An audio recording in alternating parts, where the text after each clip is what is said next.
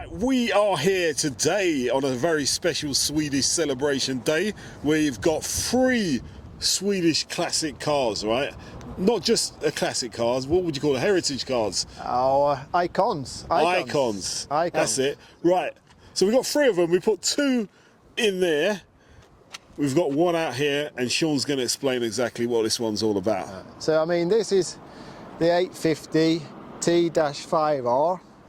Which is iconic for Volvo because it was like a wagon they used in the British Touring Car Championships, and it thrashed the pants off everything. Right, you say it's an 850, yeah? Yeah. All right, but all the other cars were 850s as well. Yeah. What makes this one a little bit different from the others? Well, this is the most powerful version. This is as I said, the T-5R. Right. It's a manual, so they have 240 brake horsepower. But actually it's 225. Okay. They have an overboost that's for 30 seconds. That brings the horsepower up to 240. Right, okay. And it's really important with these cars because they're very sought after. And there was 2 types of models. The Swedish one is a 2.3 engine, right, turbo. But they also built one for the Italian market, which is a 2-litre turbo. So it's a little bit less horsepower. But that's still 5-cylinder though, yeah? I think so, yeah. But this is definitely 5-cylinder. Yeah. I'm not sure if that was a 5-cylinder. I'll have to check. But this is an original 5-cylinder Swedish car, and this is the one you want. So I'm going to show you how to identify these cars. Because the way I understand it is that they're all T5s, they're all 850s, but they're all different in a certain way. It's a little bit confusing, but I'll try and run through it with you if you come down here. Right, let's find the yeah, you can't really see on. I don't know if you can zoom in there. Okay, if you look at this VIN plate and plate here, if you read across when you see a 58 there, that means it's a 2.3 litre. Right. Proper 5-cylinder. And if it was a 47, that's a 2-litre. Okay. It was like I said earlier, it was a smaller engine for the Italian market. Right. O means nothing, and number 2 means it's a manual. Okay. S means it's 95. Right. 2 means it's built in Ghent. Oh, nice.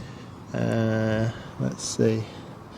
And one of them must tell you what colour it is as well. Yeah, so this one, number 10, means it's built in Sweden. Right. If it's 13 or 18, it's Finland or Germany. The 3871 is the interior, which is dark grey. Right. And then if you look at the further down, the 607 means it's cream yellow. Right. And they were available in black stone or dark olive pearl. So the next thing is then, let's get in that bad boy, take him down the road and see what all the fuss is about, shall we? It's a car everyone must own one day in their life. And now is your opportunity when we've got 2 T5Rs and we've got 1 R, which is a little bit higher. And they're all up for sale at the same time. Exactly. Only on Cars of Sweden, people, I promise you. And only on BL Web Auctions. And they're on the auction now, which goes out on the 19th of May, so get your bids in.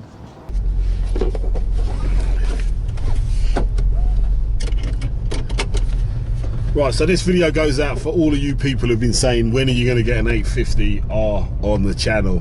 Right, just like in England, yeah, when you're waiting for a bus, yeah, you're waiting for one of them and then 3 of them come along at the same time, yeah? Exactly. It's just like all your dreams come true.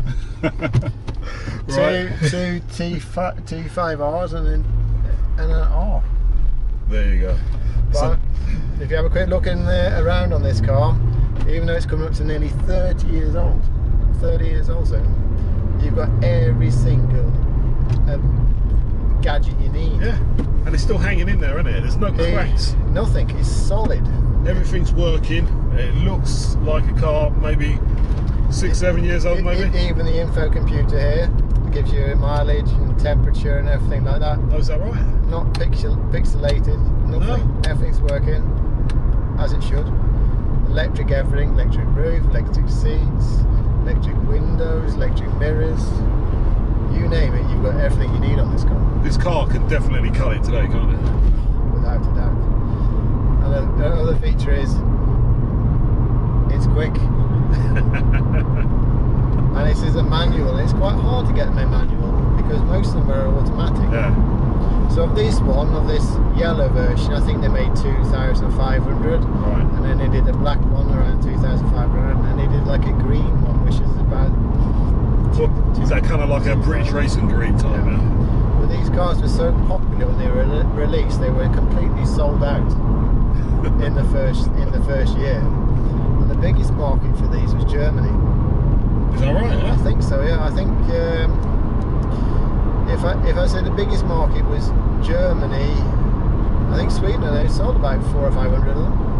So is that because of the price though? Because they were pretty steep in the price. They were quite expensive. They were like 500,000 Swedish crowns, a little bit more perhaps. Yeah. And then also the fact was that because you couldn't buy one, the new prices were selling as a premium. So then it was costing more like people were selling making 100,000 more on top because you couldn't buy them. Yeah. So and I mean these things were competing with like some of the higher performing cars on the road at that time, weren't they? This was the fastest production car Volvo made at that time. Yeah. Now most of these cars have got bigger engines and all this hybrid technology and stuff like that. But this is a big sensible estate car, you know. Yeah, this is it's got your family moving from A to B in lightning speed. And it really does drive nicely. Yeah. It's very smooth, and banging or creaking and it's 30 years old, so I mean. Do you know, we do this show, and I say like most of the cars we sit in are really smooth and nice and that, but seriously, I'm not making it up. I mean, if it's rattling, I'm going to tell you. Actually, this one isn't. And I mean, this car's done. This is what you could call a low mileage car, because this one's done 180,000 kilometers. Yeah. The other one we've got in the auction is done, I think, 240, 250. Yeah. And the red 850R, that's done about 20, 22, 23. But we're talking about that bulletproof Volvo T5 engine, yeah? Don't be put off. Don't ever be put off with these cars with mileage, because if they've been serviced regularly, like this one's been serviced every year, it's been MOT'd every year. So the guy who owned this car has changed I think the cam belt has been changed recently in the last 2 years. Right.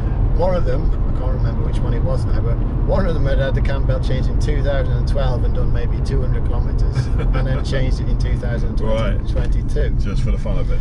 So these cars with 200,000, they can easily go double. I mean, we've seen it, haven't we? We've seen these engines do 500. Yeah, I mean, this car is just like, you could say, run in. Yeah. Because a well-kept Volvo engine, it'll last forever. Yeah. And that's no BS. That is Volvo build quality. Yeah, exactly. So I mean, there's nothing to fear about the mileage as long as you've got a good stamped service book. Because then you know that they've gone through the regular services and the big services and cam belts and balance shafts or whatever. Everything's been done as approved by Volvo. So, right. So what do you get then? If you're bidding on a car like this on the auction, what are you actually bidding for though? I mean, what do you get for that package though? I mean, you get an iconic car. I mean, this car will only just keep increasing in price because they're not that cheap anymore, but they're hard to find. Yeah. And even if you buy one now and keep it in good condition, in 5 years' time, 10 years' time, you're probably going to end up doubling up your price. That's right. Yeah. It's like if you compare to the Audi R2s and the A4? What's that? The RS4. Yeah. I mean, they're up in like £500,000. That's right. Yeah. £500,000 crowns, and only going to get higher. Yeah. And this car was competing against those cars back in the day, wasn't it? This car was killing everything on the road. I mean, doesn't this 5-cylinder have something to do with the Audis as well? Didn't they use them in that as well? Porsche, yeah, they had them in 5-cylinders. Porsche's involved in the development of this car. Right. Let's give it a bit of You can feel that boost coming in, can't you?